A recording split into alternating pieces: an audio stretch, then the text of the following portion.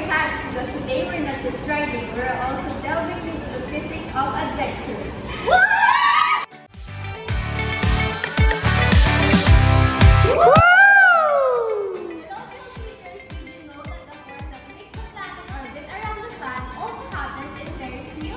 The Ferris wheel is a marvel of physics demonstrating circular motion and centrifugal force.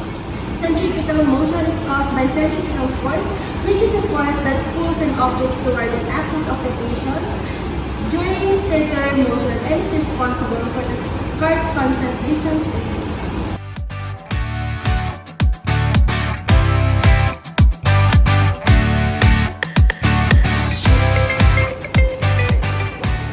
Now, let's look at the physics behind the thrilling ride, the Viking.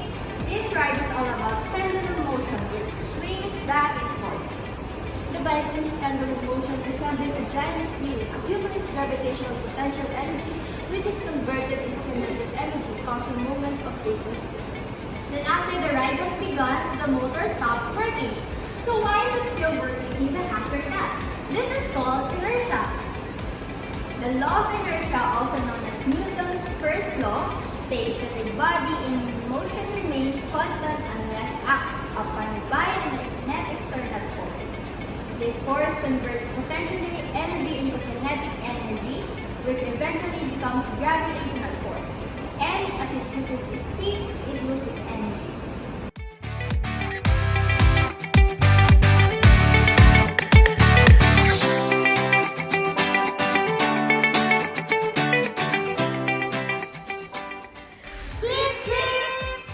Now, let's bump into the science of the bumper cars. And have you ever wondered why bumper cars can collide and not cause serious damage?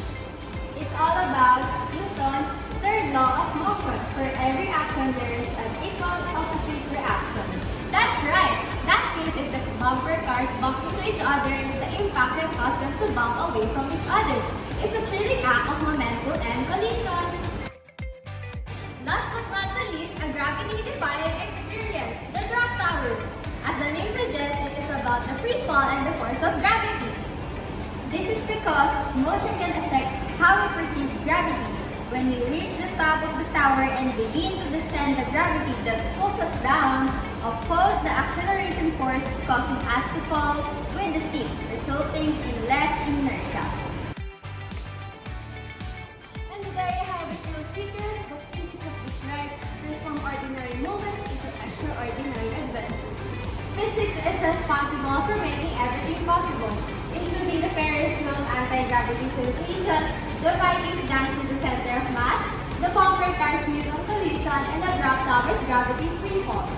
Thank you for joining us on this thrilling exploration of science and fun. Until next time, embrace the loss of thrill and allow the rides to spark your curiosity. We hope you enjoy your visit to Green Haven, and we'll return soon for more enchanting and thrilling rides.